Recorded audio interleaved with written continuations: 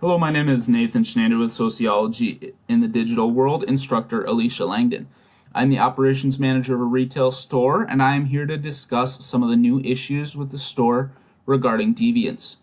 As technology has increased, there has been an increase in the amount of deviance. Deviance has many different meanings. Deviance is something that is different or out of the norm. Some people embrace being deviant.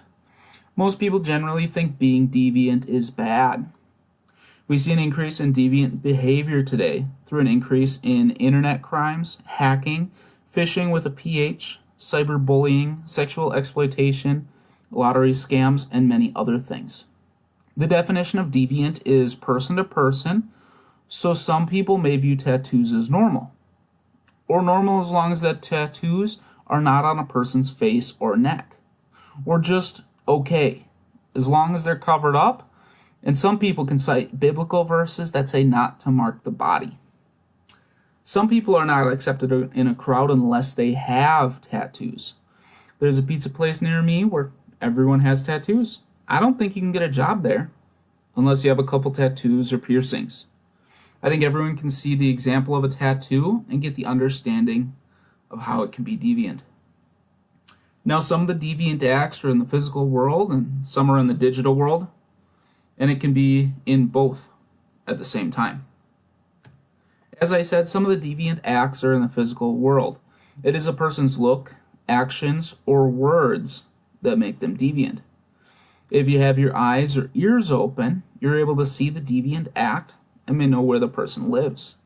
You're able to choose your actions and words with that person and determine how you want to act around that person. You may avoid them or go out of your way to meet them.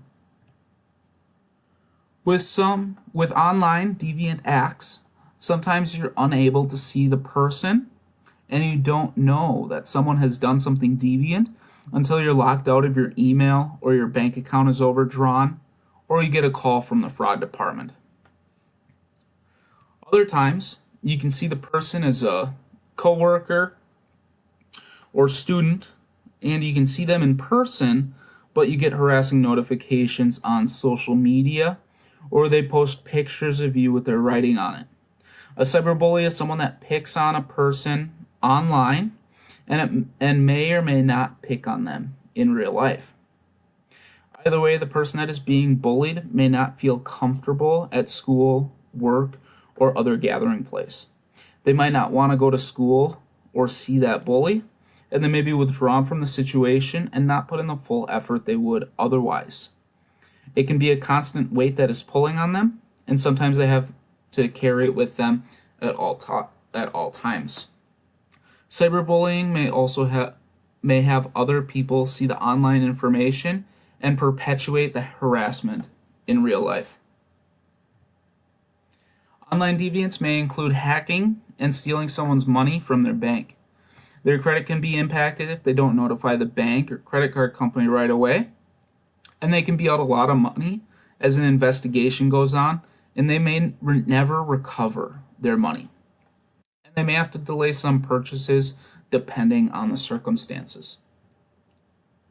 Conflict theory says that the elite have the power and resources to make laws and determine what is deviant.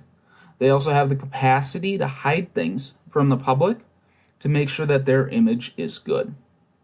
According to conflict theory, the ultimate goal of the elite is to remain in control, and they will do almost anything to remain in control. Symbolic interaction theory states that there are commonly understood symbols and meanings in society that we use in just about everything we do. Society attaches a label to the words we use, and it allows people to see a full picture with just a single word. I want you to clear your mind and just picture white. If I say CEO, or Cujo, or coffee, I know you can picture three pretty distinct images. Symbolic interactions defines deviant like a job title, such as thief, hacker, or scammer. A person can earn the name of thief or bully in seconds. but it can take a long time to earn the name hard worker. We need to work as a store to give credit where it is due to our employees and to recognize them. We also need to work to keep thieves out of our store and work to monitor them to minimize theft. Some people swindle money from cashiers by talking fast and asking for more change than they're supposed to receive. We also need to work to continually train our employees and let them know they can work with management when they have some concerns or think they may have done something wrong. We need to use every error as a teaching moment, and it needs to be taught to all employees.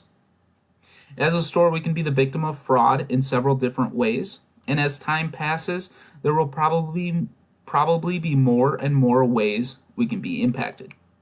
If we have an e-commerce website and accept credit cards, we'll need to be very certain that we have the best encryption possible to protect us from theft of customer information, to protect our reputation, and to protect our customers. We also need to address any people that comment through social media about our store in a manner that is respectful.